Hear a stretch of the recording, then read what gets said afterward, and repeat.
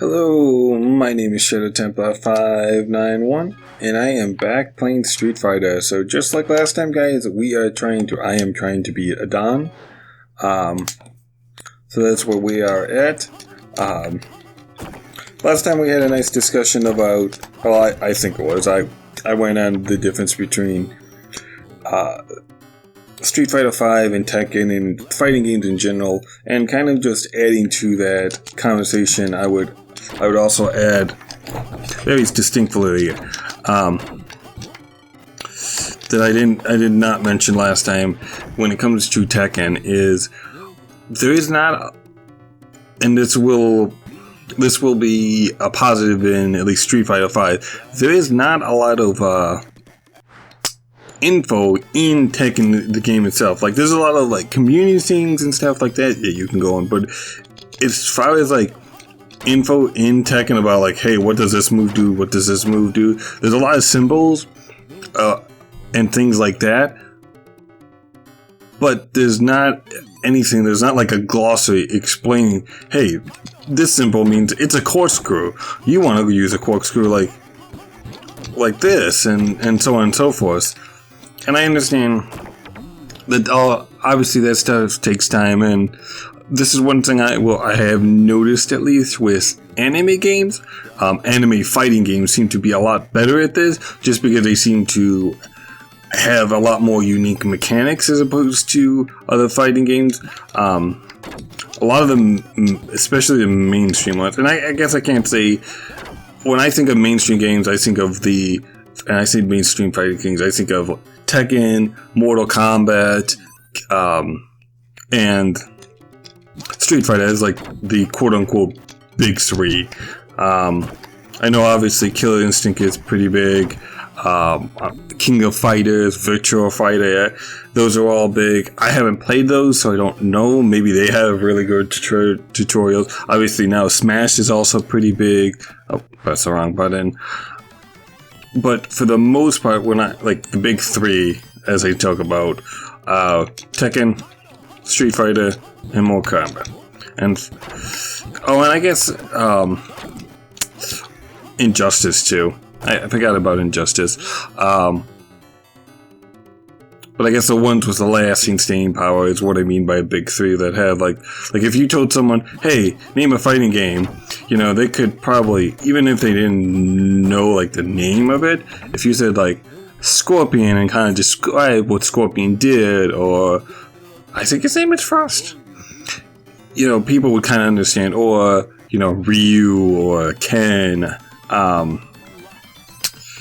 And in Tekken, if you said, like, I just got into Tekken, and I know about Hayaichi. I know that he threw his son into a volcano because, and then his son then later threw him into a volcano. Spoilers for old Tekken games, sorry. But yeah, that's just kind of crazy stuff that you're like, wait, what? So it's kind of hard not to know about that stuff, or at least not hear about it. Even if you're not a big fighting game fan yourself. Or even if you're not like a big Tekken fan yourself either. So that's what I think of. Oh, probably the best known, besides the other Hayachi and them, is probably, I think his name's Law. The guy that the grappler who fights with the like the leopard head on. Like, kind of reminds me of like one of those like lucha wrestlers. I don't know if that's what he's supposed to be. Maybe that's what he's supposed to be, which would make sense then. But yeah. What was it? Where is it going? Big fighting games as opposed to small fighting games and tutorials and things like that. So that's what I think of when I think of those games. I think that's what most people think too. I'm not gonna lie. With that being said, I think there is a lot of things that fighting games don't have that a lot of other games do, like good matchmaking. Like, I think one of the reasons I enjoy the whole, hey, about with Tekken, that you can play like the same person repeatedly. Not only that does it like get you better and kind of at playing sets and stuff, But also, matchmaking in those games is really hard. Like, when I first played Tekken, and I can't remember if it's the same for Street Fighter, but, like, I got matched up with people, 80 and plus wins sometimes. And I know the computer, Shadow, the computer doesn't have any info on you. I get that. It doesn't know, it can't know how much info I know, to try to make sure this isn't a Smurf account. That being said, if you're trying to get more people into fighting games, if you have someone new, who doesn't know anything about fighting games, luckily, since I played, I got pretty big into Street Fighter. I'm not, good by any, stretch of, I'm decent, I'm not great or even good, I would say, by any stretch of the imagination. And you have someone do that, that can be very frustrating and get a lot of people who would play these games would not. Then it comes back to almost the Dark Souls mentality of get good or don't play, which is, and I get that, it's about leveling up not stats in the game as so much in Dark Souls, but your personal stats with the character, the game mechanics, reading opponents, things like that. That being said, that's not a good excuse for why I got placed up as a guy with, as a guy who had 0 wins against someone who had 80 wins. That's just, I don't know how you look at that and go yeah, the system worked completely fine. And I know what you may say, well, in that instance it didn't work, but what compels the computer to do that? Because that's something fundamentally wrong with the way that matchmaking system is set up.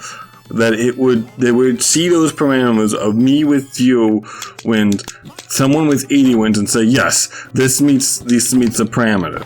Now, granted, the only parameters you can set in the game are, latency and things like that. Hey, I want, person with 4 below and so on and so forth. But that being said, you also have to have, if you're playing a casual game in, say, LoL or Dota or something, even if it's just a casual match where there's not a ranking system, you have an individual win and loss rate in the background that those matchmaking systems take into consideration. And I'm pretty sure Tekken does too, because as of recently, as I played, I want to say maybe 50 games now, and that may be a little exaggeration, I'm starting to get more people around my level. Now, I got other people besides the 80 guy. I did get a couple people around my level and some, a little above, but not that much. Maybe it's 20 or 30 wins, but still. I guess I totally lost my train of thought. I guess my point is this: there's no excuse for it. We need to stop making excuses for them, because if we don't hold these game developers accountable, it's just going to keep happening. It's the same thing with loot crates.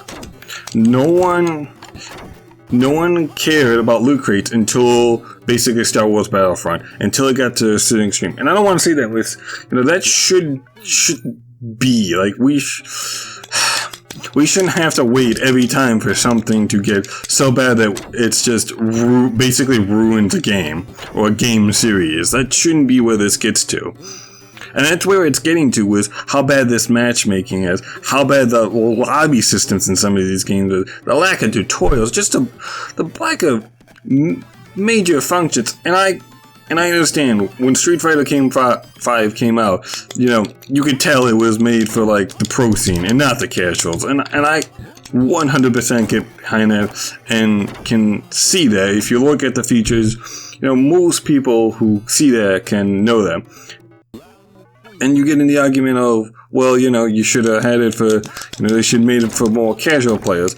And I do think you should have some features for casual players. Like tutorials, like good matchmaking, like a lobby system, like a system that you can actually see someone's latency, good rollback netcode.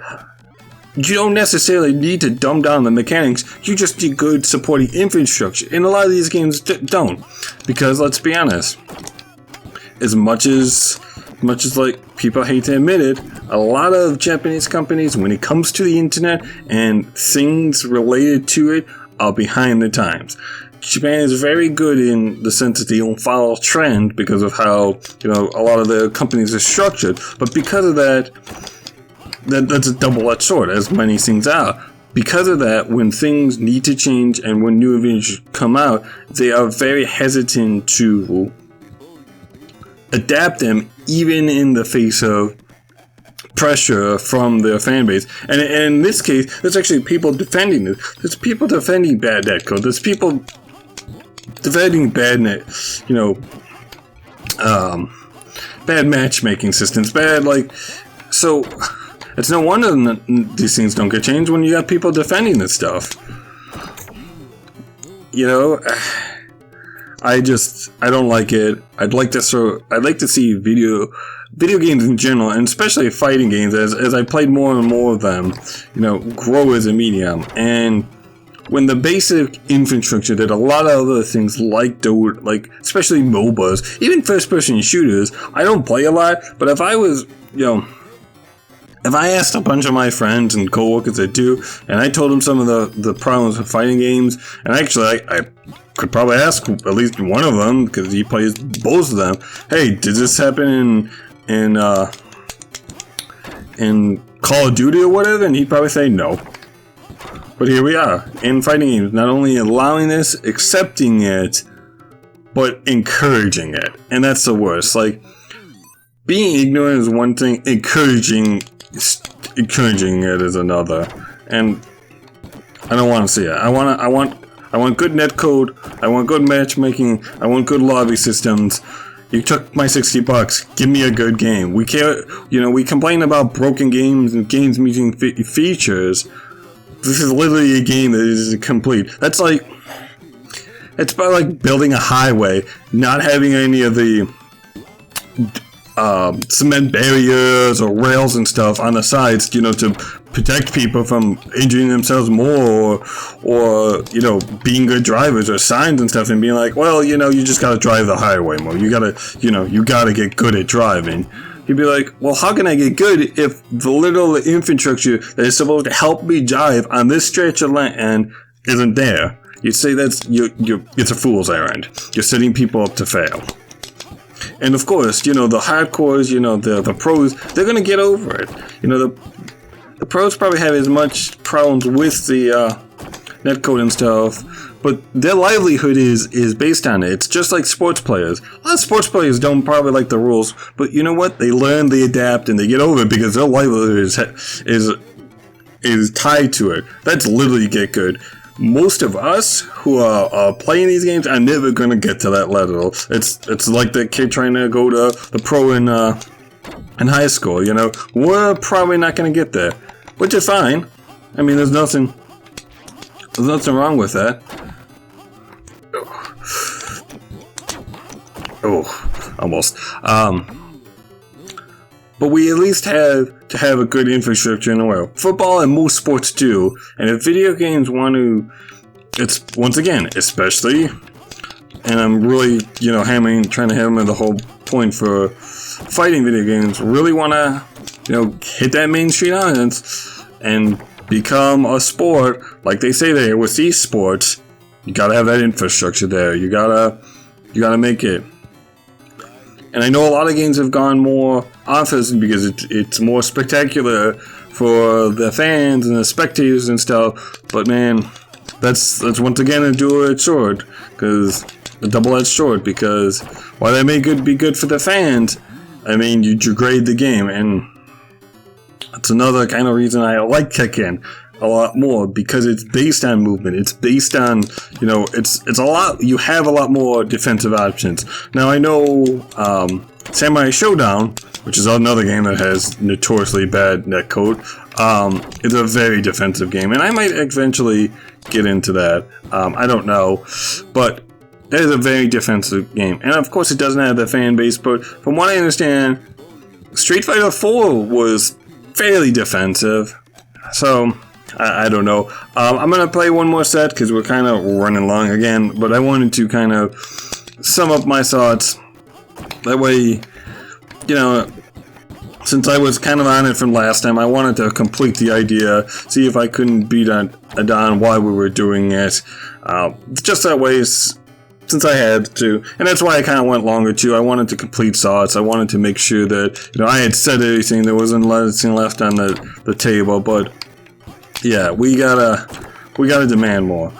You don't get better things if you don't demand it. Unfortunately, that's the world we live in. Things aren't handed to you, and by encouraging bad things, we're not going to get anything better in return. We're going to become like the beat 'em up genre, you know, a niche thing, and maybe a novelty once in a while. You know, you probably have the big three surviving. That's about it, and that's not a good thing. So, you know, here's to the fan base, you know, putting pressure on these companies to add these features that really should be in it. Here's to us, you know, sticking to our guns, and you know, here's to hopefully one of these times be undone. But as always, guys, my name has been Shadow Templar 591, and have a great day.